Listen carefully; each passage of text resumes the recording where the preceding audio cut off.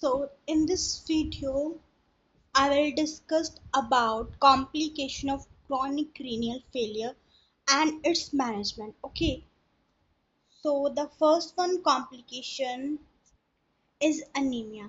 Now, why anemia happened? I already told before because of erythropoietin. Okay, जो हमारी kidneys हैं वो क्या करती हैं, वो एरिथ्रोपोइटन नाम का एक जो हार्मोन है उसे सीक्रेट करती हैं। लेकिन अब क्रॉनिक रीनल फेलियर में, जैसे कि मैंने बताया पहले भी, कि जो किडनी के फंक्शन है वो तो डैमेज हो चुके हैं।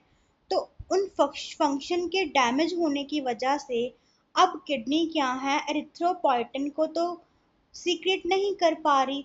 तो एरिथ्रोपोइटन ने क्या बनाना था, आरबीसी। अब एरिथ्रोपोइटन तो प्रोड्यूस ही नहीं हो रहे किडनी के द्वारा, तो आरबीसी भी नहीं बनेंगे। तो इसलिए पर्सन को क्या अनीमिया की कॉम्प्लिकेशन आ सकते हैं कि उसकी बॉडी में अनीमिया हो सकता है। ठीक है, अब हम इसकी इंटरवेंशन कैसे करेंगे? तो सबसे पहले हमने क्या करना है, हमने मॉनिटर करना है डिक्रीज हीमोग्लोबिन लेवल और हेमेटोक्रिट। ठीक है, हमने देखना है कि जो हमारा हीमोग्लोबिन और हेमेटोक्रिट है वो कितना कम हुआ है हमारी बॉडी में। ठीक है, फिर हम बाहर से इसको जो सिंथेटिक लैब में बनाया जाता है वो हेमेटोपाइटिक मेडिसिन जो है वो दे देंगे। ठीक है, आयरन को ऑरली दे सकते हैं। ठीक है, अलोंग विद स्टूल सॉफ्टनर। अब स्टूल सॉफ्टनर क्यों देने हैं? क्योंकि आयरन का एक साइड इफेक्ट आता है। आयरन का साइड इफेक्ट क्या होता है? कॉन्स्टिपेशन। ठीक है, आयरन क्या करता है? कॉन्स्टिपेशन कर सकता है। इसलिए हमें उसके साथ जो है स्टूल सॉफ्टनर्स देने पड़ते हैं, सो दैट कि पर्सन को वो साइड इफेक्ट ना आए। ओके, नेक्स्ट कॉम्प्लिकेशन देखो, हाइपरटेंशन। सो हाइपरटेंशन जैसे पहले भी बताया कि किडनी जो फेल हो चुकी है उनकी वजह से बॉडी में क्या है, फ्लूइड जो है वो ज़्यादा रिटेन हो रहा है। ठीक है ना, अब उस फ्लूइड के ज़्यादा रिटेन होने की वजह से बॉडी में हाइपरटेंशन देखने को मिलती है। तो इसमें क्या इंटरवेंशन करोगे? जो वाटर क्या है, एलिवेटेड हुआ पड़ा है वो देखोगे। ठीक है, एंटी हाइपरटेंसिव और डायरेटिक एडमिनिस्टर करोगे। ठीक है, सो दैट के जो एक्सेस वाटर हमारी बॉडी में है उसका क्या हो सके, एक्सक्रीशन हो सके बॉडी से। क्लियर? नेक्स्ट देखो, मसल क्रैम्प्स। अब मसल क्रैम्प्स क्यों पड़ेंगे? Due to electrolyte imbalance and affect of uremia. ठीक है, जो हमारी बॉडी में इलेक्ट्रोलाइट इम्बैलेंस हुए पड़े हैं और जो वेस्ट बॉडी में मतलब कि इंक्रीज हो चुका है, ठीक है, यूरेमिया वगैरह इंक्रीज है, उसकी वजह से हमें मसल क्रैम्प देखने को मिलते हैं।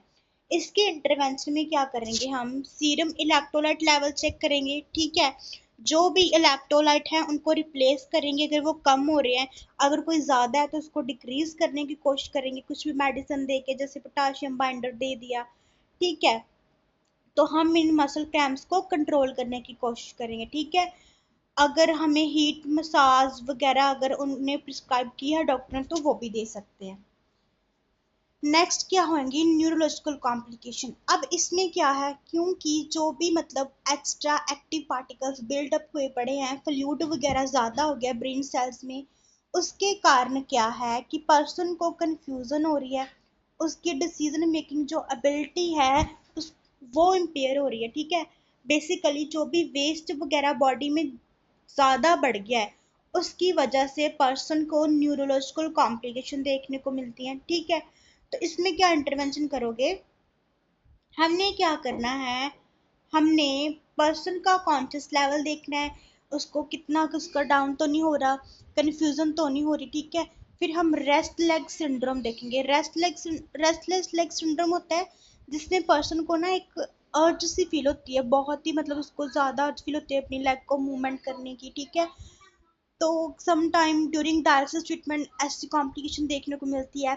देन हमने उसको एग्जामिन करना है कि कोई भी इंजरी वगैरह तो नहीं उसको हुई। ठीक है, ड्यू टू डिक्रीज सेंसेशन, क्योंकि उसकी सेंसेशन जो है वो इम्पेयर हुई पड़ी है, उसकी वजह से इंजरी के चांसेस हो सकते हैं। तो ये सब हमने मॉनिटर करना है। क्लियर? नेक्स्ट है हमारी पोटेंशियल फॉर इंजरी। अब देखो, बॉडी में क्या है कि बॉडी में विटामिन डी भी मतलब नहीं बन रहा कैल्शियम के एब्जॉर्प्शन के लिए, इसलिए क्या है कि हमारी बोन्स वीक हुई पड़ी हैं, और उन वीक बोन के कारण अगर थोड़ी सी भी पर्सन को इंजरी होती है तो फ्रैक्चर के चांसेस रहते हैं। तो हमने कहीं ना कहीं उस चीज़ को प्रिवेंट करना है। एक तो हमने पर्सन को सेफ इन्वायरमेंट प्रोवाइड करना है कि उसे कहीं से भी चोट वगैरह ना लग जाए, जब वो गिर विर ना जाए, ठीक है। उसके बाद हमने इंजरी को अवॉइड करना है, जैसे टिश्यू ब्रेक डाउन वगैरह, ठीक है, वो सब ना हो। क्लियर। नेक्स्ट आता है साइकोलॉजिकल प्रॉब्लम, ठीक है। अब साइकोलॉजिकल प्रॉब्लम में क्या है कि पर्सन को ऐसी जैसे उसको एंशियस और डिप्रेशन फील हो सकता है, क्योंकि उसको इतनी बड़ी डिजीज हो गया, तो क्रॉनिक रीजन फेलियर हो गया, एंड स्टेज में अगर पेशेंट चला गया, तो कहीं ना कहीं इसकी वजह से उसे क्या है, डिप्रेशन और एंशियस फील होती है। तो इसमें सबसे पहले हम इंटरवेंशन क्या करेंगे, इधर इंटरवेंशन करेंगे तो उसको पहले तो क्लाइंट को हमने अच्छे से सुनना है, ठीक है, कि उसकी क्या प्रॉब्लम है, वो इस चीज़ को कैसे ले रहा है, कैसे उसकी कॉपिंग एबिलिटीज क्या है, कि वो कितना अपनी डिसीज के साथ कोप कर पाता है, ठीक है। उसके बाद हमने क्या करना है, उसकी फैमिली को भी इन्वॉल्व करना है, अगर वो चाहता है कि मेरी फैमिली इस चीज़ में इन्वॉल्व हो। सम टाइम अगर पेशेंट नहीं चाहता अपनी फैमिली को इन्वॉल्व करना तो उसको फोर्स नहीं करना, ठीक है। तो अगर वो चाहता है कि मेरी फैमिली इन्वॉल्व हो, तो उसकी मर्जी से उसकी फैमिली को इन्वॉल्व करना है। उसको हम सपोर्ट ग्रुप के बारे में बता सकते हैं कि वो कैसे आपको सपोर्ट वगैरह प्रोवाइड करते हैं। फिर हम कुछ उनको सोशल वर्कर के बारे का नंबर दे सकते हैं, उनके बारे में बता सकते हैं कि जी आपकी हेल्प मतलब कि हेल्प कर देंगे, आप कुछ बर्डन वगैरह कुछ फाइनेंशियल कम हो जाएगा, ठीक है। So these are the complication of chronic renal failure. This is all about chronic renal failure. Thank you.